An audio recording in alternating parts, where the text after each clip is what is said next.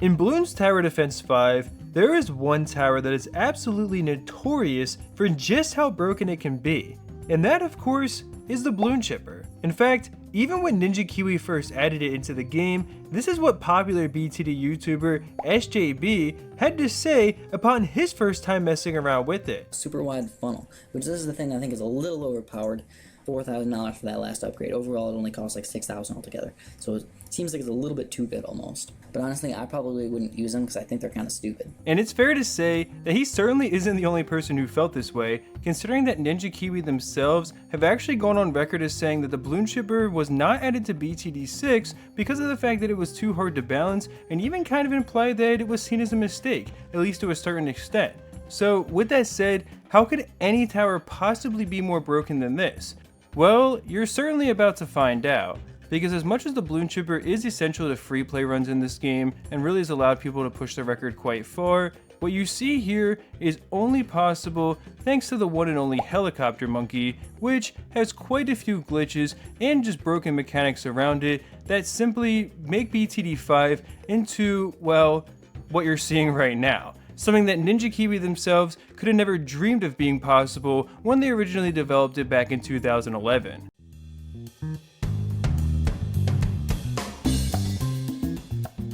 Now, it's important to note that the helicopter has never been made available in the original Flash version of BTD5, and the reason I bring this up is because the world record for free play on that version of the game was literally just broken by the same guy, well, who had set the previous record, and as you can see here, this is the strategy that he used to accomplish it. Obviously, there is not a single helicopter nor Bloon Chipper in sight, with neither one of them being available in this version of the game, but you might also notice that the Flash record is less than 1/10 of what I was just showing you on the Steam version of the game, where the player Matteo has surpassed around 9,000 while still holding onto over 1 billion extra lives. That's right, 1 billion. Whereas Sev got up to around 37,000 extra lives during his run, which is definitely a lot, but totally in a different realm than something like a million or especially a billion. And the reason that it was possible for Matteo to do this is because of the helicopter, but more specifically, that tower allows you to generate extra lives with its supply crate.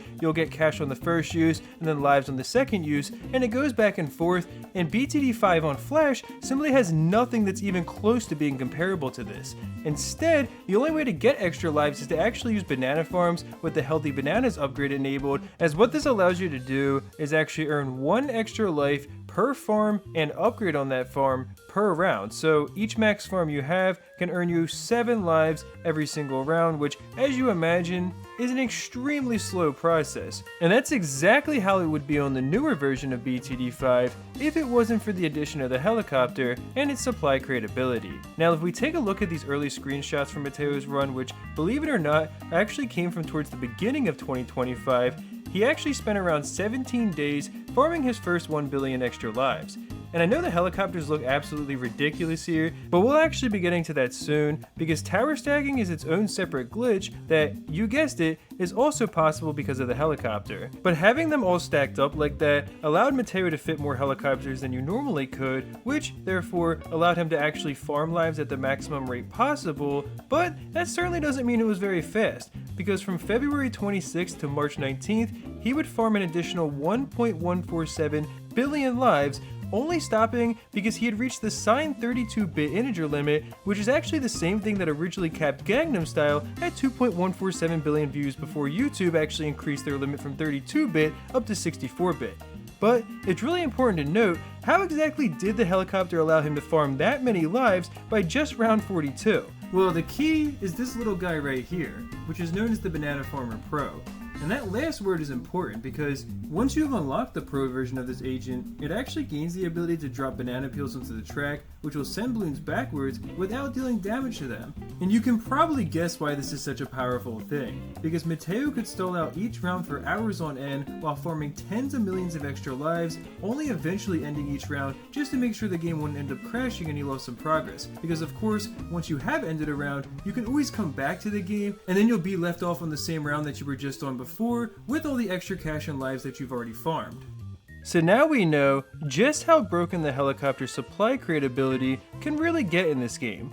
which is something that BTD6 actually mitigated by soft capping the amount of extra lives you can generate to a measly 1,000 before then hard capping it at 5k, which is probably a big reason that you don't see people doing the same thing over there. But as I was just saying a minute ago, the helicopter also allows you to perform a glitch that has been completely essential to Matteo's world record run as well. Now, let's take another look at his round 9000 footage. Do you happen to notice anything here that looks just a little bit out of place? Well, he actually has hundreds of Super Monkey temples stacked together in the corners and the center of the map.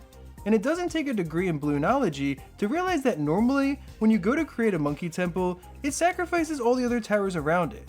So in BTD5, this is about as close as you can normally get two temples to each other. However, for some reason, the helicopter just happened to be oh so special that it actually gets to have two different activated abilities in this game, unlike any other tower, and in addition to the supply crate that you get to use, it can also move any tower on the map to any other open space. Or at least, it's supposed to be an open space, because as you can see in this simple demonstration here, all I really have to do is quickly move two different towers that I want to stack into the same spot, and they will be placed right on top of each other. Now, to my understanding, Matteo is actually using a more advanced version of this glitch to make it even more effective, but as you can imagine, all of his chippers have been stacked. And there is also a more tricky version of this glitch, which is actually what allows you to stack temples with maximum sacrifices like he did as well. Here you can see it being performed by the now retired BTD5 free play expert, M. And of course, temple stacking isn't a new thing. Here's a tutorial on it that was made years ago now. And I mean, it even comes full circle when you realize that SJB himself sort of popularized this strategy over a decade ago now. But needless to say, no helicopter equals no tower stacking whatsoever. And I mean, it truly is amazing that the only tower with two different activated abilities in this entire game manages to do something so broken with the both of them. Now of course, setting up a defense like Matteo's is still incredibly time consuming, and it would take an entire month to go from looking like this to looking like this, which of course is going to be permanent. Now in this footage, he still had over 1 billion lives remaining, but that does mean that he's also lost about half of the lives that he originally farmed as well. And it's only getting worse with every single round as the balloons keep on getting stronger. And in fact, I'm pretty sure that Matteo is currently averaging nearly 1 million lives lost every single round, given that he was down to 676 million of them at round 9,428. However, from what I understand, Matteo actually has plans to try and farm even more lives once they start getting super low, as he was discussing the possibility of trying to reach the absolute limit of this game, somewhere likely to be between around 50 and 100,000, where you reach the point that ZOMGs, which are the slowest balloon in this game of course, only appear for a frame or two and cannot be interacted with anymore.